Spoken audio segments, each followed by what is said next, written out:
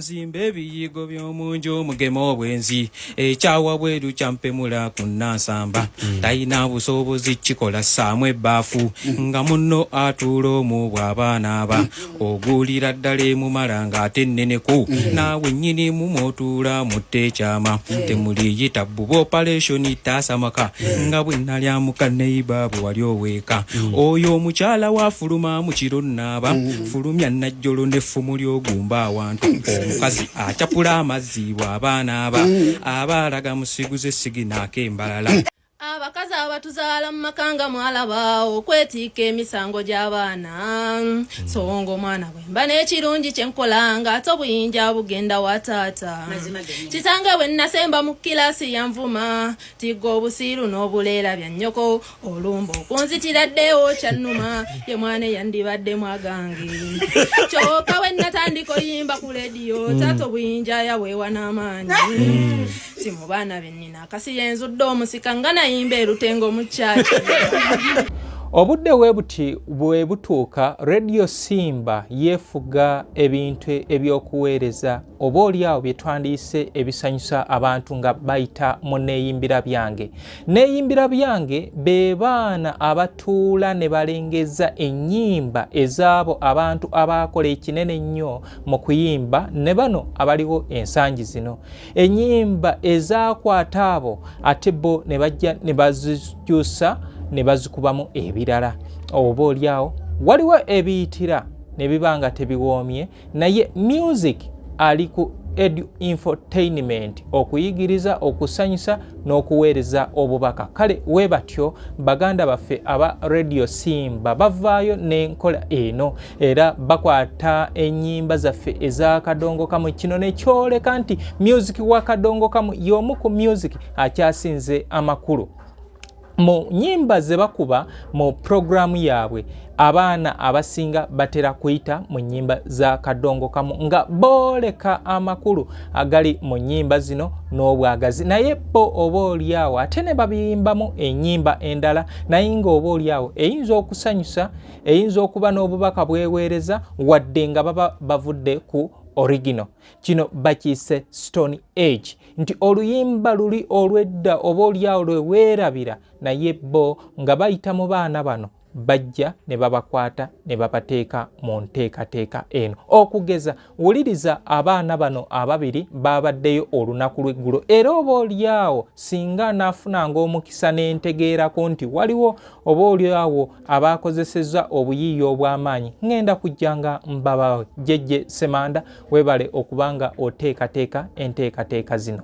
Zimbe biyigo by'omunju mugemo obwenzi ekyawa bweru kyampemula ku Nansamba talina busobozi kikola ssaamu ebbaafu nga munno atuula mu bw'abaana aba ogulira ddala emumala ng'ate nneneku naawe nnyini mumwotuula mutte ekyama temuliyita bbuba operation taasamaka nga bwe nalyamuka neiba bwe wali oweeka oyo omukyala waafuluma mu kiro nnaaba fulumya najjolo n'effumu ly'ogumba awantu omukazi akyapula amazzi bw'abaana aba abaalaga musiguze siginaako embalala ku Sande mu kiro nafulumeeko nnaaba nga neesaze kyafu gomesi ne ku mutwe ekiwero mba nkubakuba magiki abimba ekyovu nempulira enkoloddo ly'enkoona ku mwebe emabega mba nkyamulisa ttooki nkwata omunyazi nga seemudondo eyakula enkoonerera situla liquid soap njiira omutemu olw'ekyeka ng'onanfujjira senna obusagwa oba abadde muli wambizaawo simanyi kuba mu mmunyemwe bw'atonye embaalaala awo osaasira omukazi assaawo empaawo kamulali ne bamuteeka muli mu Nantumbwe abakazi bayenda nnyo ng'ate bafumbo n'akwata olunyaafa lw'akajoba gabula essonko nina n'obusungu bw'aleeso nze era ngamba zikolanga mobile bed mu kulya ebintu kiki ekikuuguza aleeso eringa essuuka nga toli mugabi wa byalaawo oba olimba luno pulesa za tutta bw'oba omwenzi ne bakwendako gwe walese wakeera otabuka bw'oba n'olugambo mulaavu ne laavu edda buto mukanneyiba bamukwana lumunge ekaaloopa ebyo bisigale ate bijja ekibuga owange yagenda loopa ng'ate amazima ekiyaaye kyansimbuliza ku kiri ekyokya omukazi n'agamba nti amazima nze nkuloopera amata yoyo semmambo bwe yankubye ekyobugazi mu ssaaniiko ebintu n'abikwata bubi era nkusaba abakazi abatuzaala mu maka nga mwalaba okwetiika emisango gy'abaana songa omwana bwe mba n'ekirungi kye nkola ng'ate obuyinja bugenda wa taata kitange bwe nasemba mu kirasi yanvuma tigga obusiiru n'obuleera bya nnyoko olumba okunzitira ddeewo kyannuma ye mwana eyandibaddemu agange kyokka bwe natandika oyimba ku lediyo taata obuyinja yaweewa n'amaanyi si mu baana bennina akasi yenzudde omusika nga nayimba erutengo mu kyaki mwanyina zeewaka omukulu kwenzira bamukwatira mu bukajjo bwa timose taata n'amwegaana nti mumutwale wa nnyina nkakasa obubbi bwe bukojjaabwe ewiki wayita mbala omupiira gwa nyuma nga nti kyaggwe samba n'ebuddu baaba olwamuyingiza abasajja n'asalaasala alaba baagenda nakuba ggoolo taata oyo yayingira ekisaawe n'azina nti omwana wange bamuyita Deriki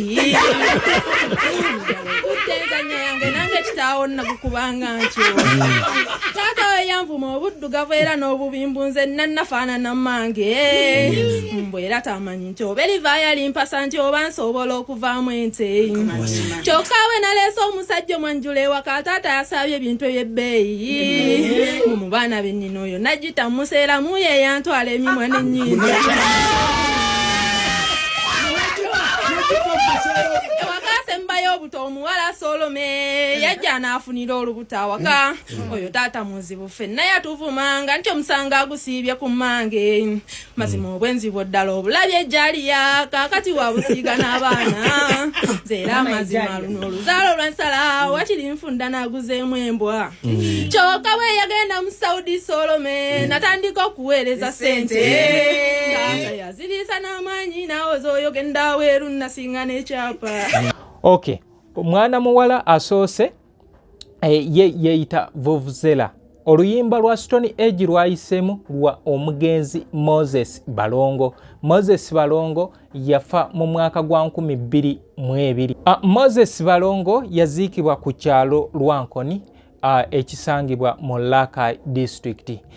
Ono ajjukirwa nnyo mu bibiina nga Peking, Birungi Gita Singers, Bazira Gita Singers era ne mu kibiina kya Prince Joe Paul Kafeero. We yafiira yali mu kibiina kya Prince Joe Paul Kafeero. Musomesa by profession, yali yasoma obusomesa naye yabutta nadda mu ndongo. Yali musajja mulema naye mwana muwala wuyo akulaze abazadde engeri gye baagala okufuna we bataasiga nti ebiseera ebisinga bavumirira bino naye ate we tutuuka mu mbeera eri endala ne baba nga bakyuka. Omwana owookubiri ayise mu abakazi okwekolera olwa Haman Semakula basudde.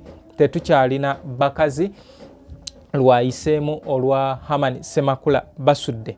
Ye alaze obwenzi mu maka engeri gye butambulamu. Weewaawo ebigambo biyinza okukyuka ku original naye nga atambulidde awo n'agira. Ekintu kino ndabyeko abaana abavudde mu neeyimbira byange ne bafuuka abayimbi. Ndina Jeno Mwanje Kazi Muzibe. Oyo baali bamuyita Kazinazina. Kazinazina. Oluyimba olwasinga omutumbula lwali luyimba lwa Saalongo Kiwanuka Fiina.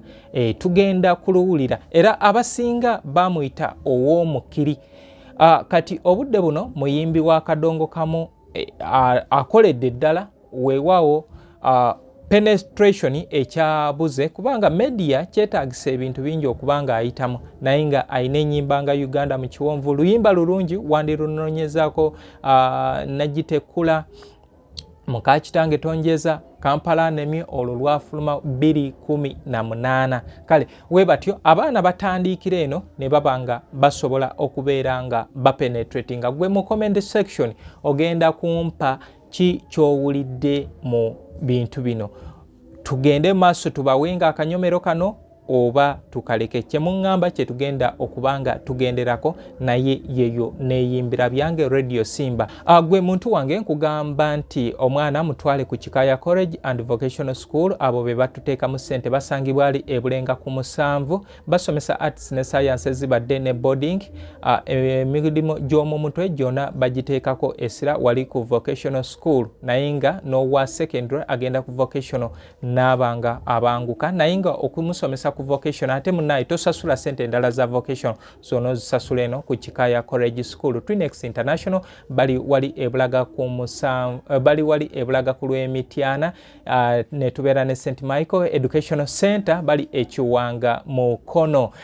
Plan B Records abo baliwo ku bya nnyimba. Gwe ayagala okubeera nga akwata oluyimba genda ku Plan B Records.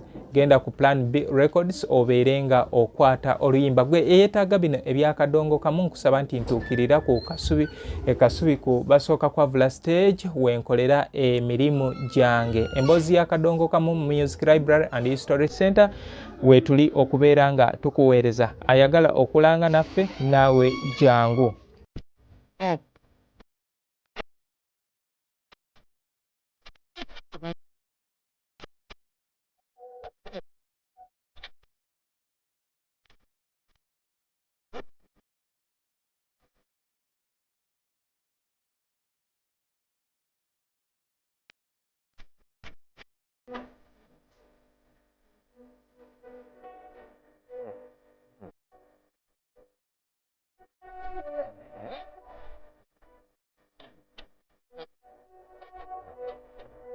Dan